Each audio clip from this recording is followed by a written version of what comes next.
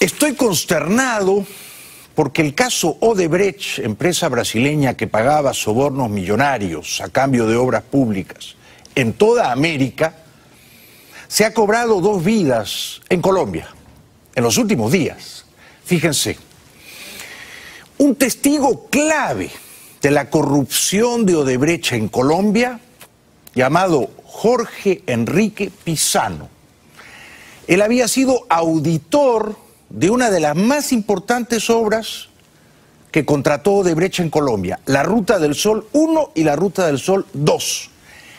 Este señor, que está muerto desde el jueves pasado, apareció muerto extrañamente en su finca a 40 kilómetros de Bogotá, Subachoque, Cundinamarca.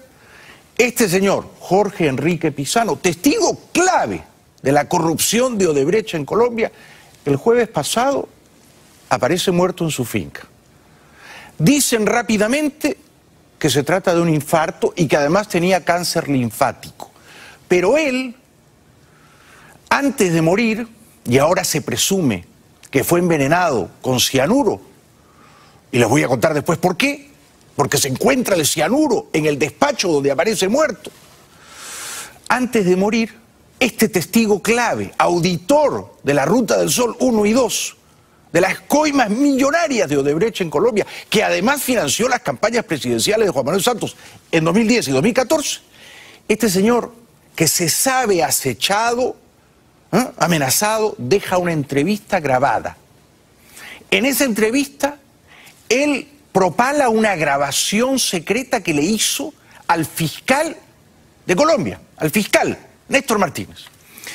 Deja la entrevista grabada con instrucciones de que la entrevista se difunda en la televisión, se ha difundido anoche por Noticias 1, para que se sepa la verdad de la corrupción de Odebrecht. Una verdad que los poderosos querían encubrir, los poderosos, ¿no? Odebrecht financió las 2 campañas presidenciales de Santos, para ser justos, también la de Oscar Iván Zuluaga en 2014, para ser justos, ¿no? De manera que este es un fragmento de la grabación de la entrevista que deja el finado Jorge Enrique Pizano, en vísperas de su muerte y con instrucciones de que se propalase por la televisión nacional. La ha exhibido ayer Noticias 1 de Colombia. Y es que en esa obra pública millonaria de decenas de millones de dólares, la Ruta del Sol 1 y 2, el socio mayoritario era Odebrecht y el minoritario una de las empresas del banquero Sarmiento, uno de los hombres más ricos de Colombia. Pequeño detalle, en aquel momento el actual fiscal Néstor Humberto Martínez no era fiscal y era abogado del grupo Aval que pertenecía al consorcio, que era parte de la Ruta del Sol.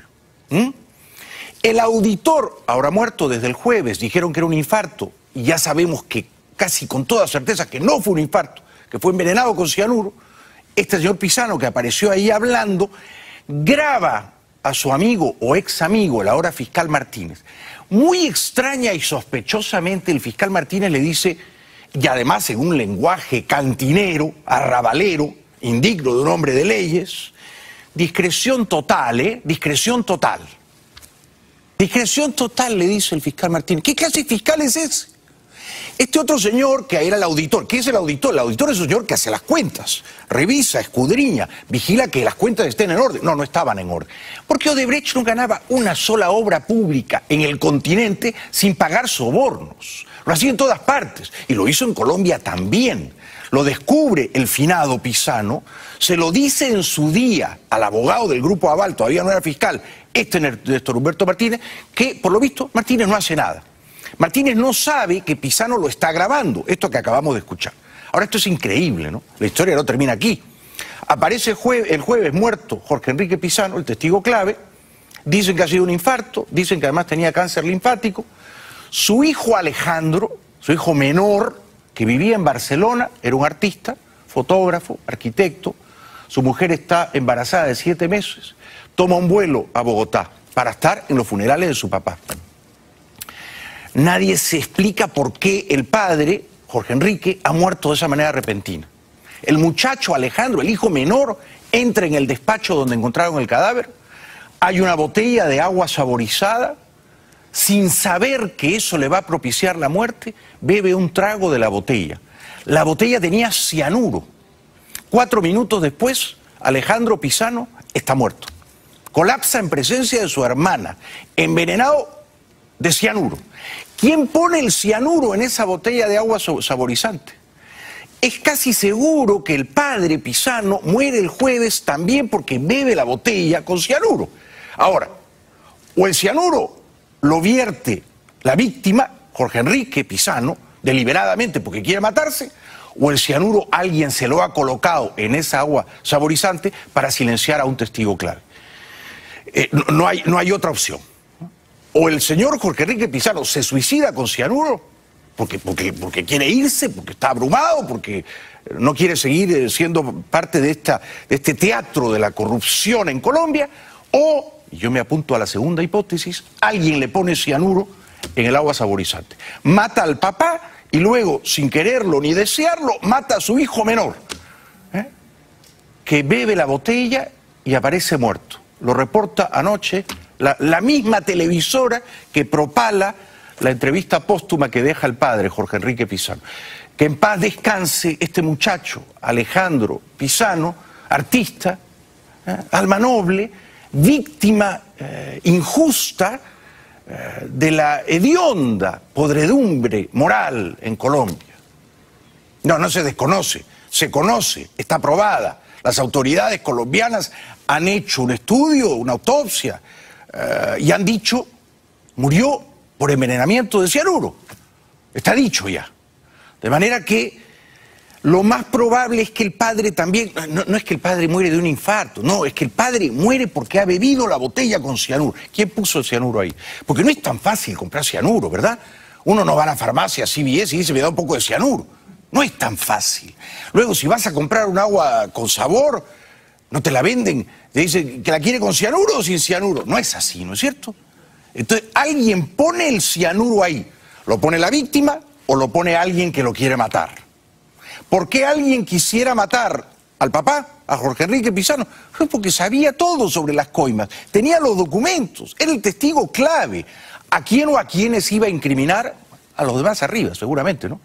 Recuerden ustedes que Odebrecht ya delató a un ex viceministro de Transportes, de apellido García, que cobró $6,5 millones, y a un ex congresista de apellido Bula, que cobró $4,600,000. O sea, Odebrecht repartió muchísima plata allí, y este que está muerto ahora, Jorge Enrique Pisano, lo sabía.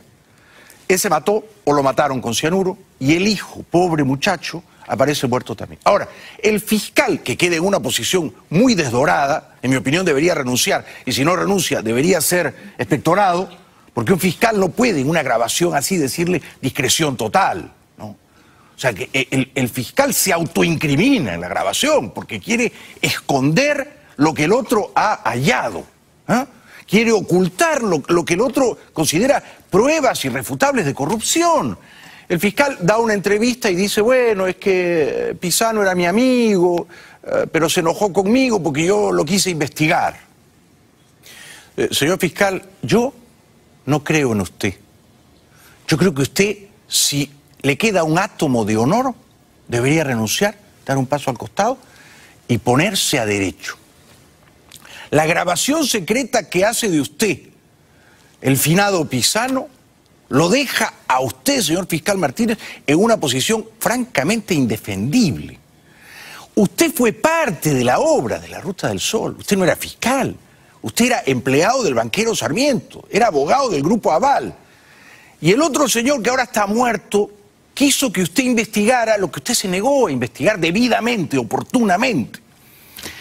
Pero sobre todo a mí me parece repugnante que usted le diga al finado Pisano, en un lenguaje impropio de un hombre de leyes, usted lo llama hijo de P, lo llama marico, esta no es manera de hablar, y le dice, cualquier cosa me llamas, total discreción, no vayas a salir a hablar por ahí, ¿Por qué total discreción? ¿Por qué, señor fiscal?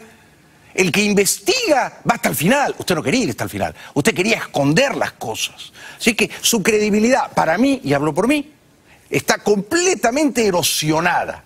Y usted no puede investigar un caso de corrupción del que ha sido parte como abogado de una de las empresas que obtuvieron el contrato junto con Odebrecht para hacer estas obras públicas millonarias. Así que, señor fiscal, usted tiene que renunciar. No me interesa si usted es uribista y yo también. No me interesa. Usted puede ser uribista, pero si usted ha recibido coimas de Odebrecht, usted y yo somos adversarios. Sépalo claro.